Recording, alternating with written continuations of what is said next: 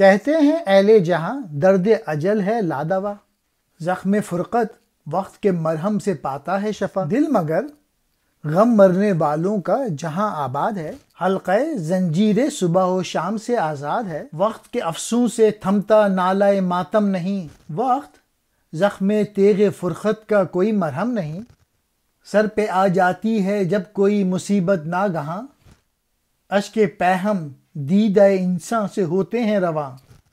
ربط ہو جاتا ہے دل کو نالہ و فریاد سے، خون دل بہتا ہے آنکھوں کی سرشک آباد سے۔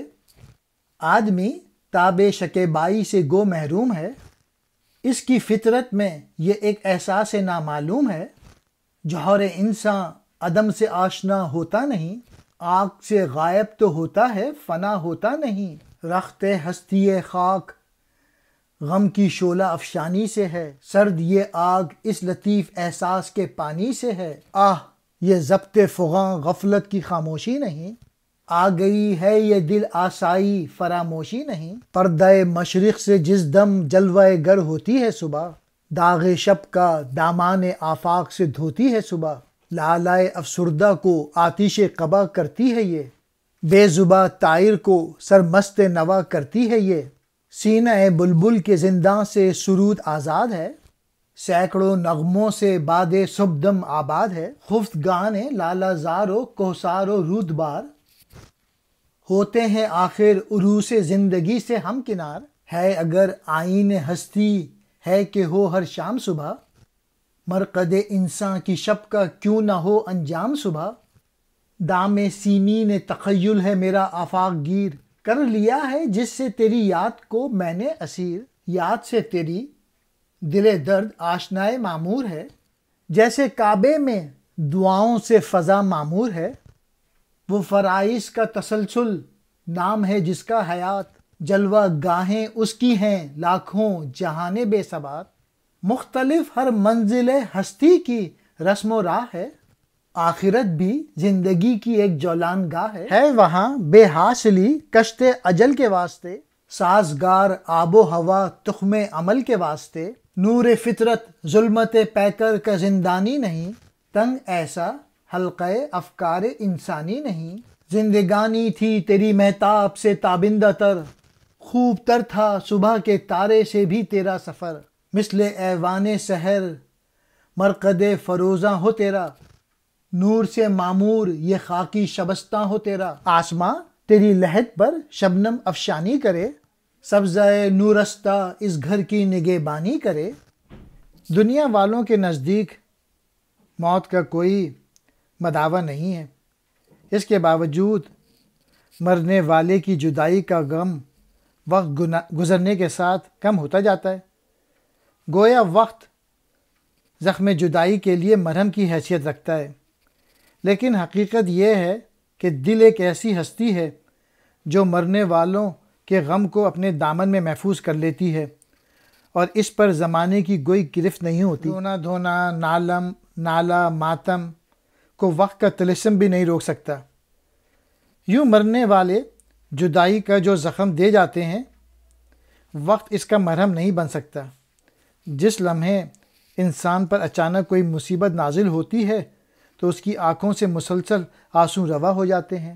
اس کیفیت میں دل کو نالہ و فریاد سے ایک باضابطہ تعلق پیدا ہو جاتا ہے، اور دل کا خون آنکھوں کے رستے بہہ نکلتا ہے۔ اور یہ مان لیتے ہیں کہ انسان صبر کی قوت سے محروم ہے، اس کے باوجود اس کی فطرت میں غیر محسوس طریقے پر یہ حقیقت چھپی ہوئی ہے کہ انسان مرنے کے بعد بے شک ہماری نگاہوں سے اوجھل ہو جاتا ہے، لیکن فنا نہیں ہو سکتا۔ بے شک غم کے شعلے زندگی کو جلا کر خاک تو کر دیتے ہیں، تاہم دل کی یہ آگ صرف اس احساس کی بدولت ہی بجھتی ہے کہ انسان اس فانی دنیا سے اٹھ تو جاتا ہے لیکن عملاً فنا نہیں ہوتا، اور یہی وہ احساس ہے جو رنج و غم کو مسلسل کم کرتا ہے اور اسی کا سبب بنتا ہے۔ اگر کوئی شخص اپنے کسی عزیز کی وفات پر آہوں فغاں سے گریز کرتا ہے تو اس کا یہ مطلب نہیں کہ غم کے احساس سے غافل ہو چکا ہے، اس کے برعکس حقیقت یہ ہے کہ وہ موت کے بھیدوں سے آگاہی رکھتا ہے۔ شفا کہتے ہیں صحت کو، حلقۂ زنجیر، زنجیر کی قید، افسوں کہتے ہیں جادو، سرشک آباد، آنسوؤں کی بستی، تاب شکیبائی، صبر کی طاقت، جوہر انسان، انسان کی روح، آگہی، عقل کو کہتے ہیں، دلاسائی، دل کی تسکین۔ جب مشرق کی جانب سے افق پر صبح نمودار ہوتی ہے تو یوں لگتا ہے کہ کائنات کے دامن سے شب کی سیاہی کا داغ دھو رہی ہے۔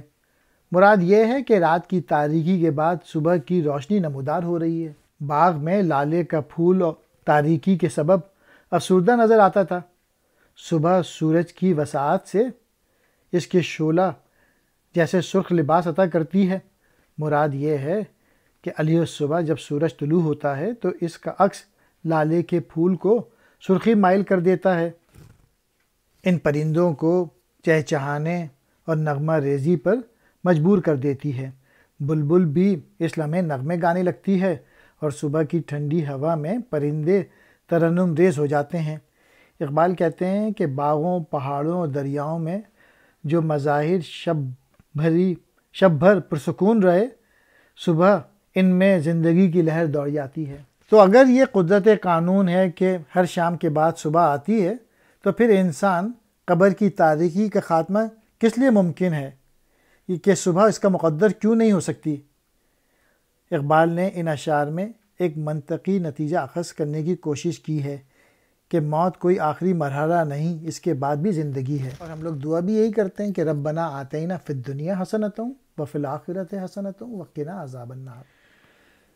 اے ماں، میرے خیالات میں اتنی وسعت ہے کہ اس کی حدود میں تیری یاد کو محفوظ کر لیا ہے۔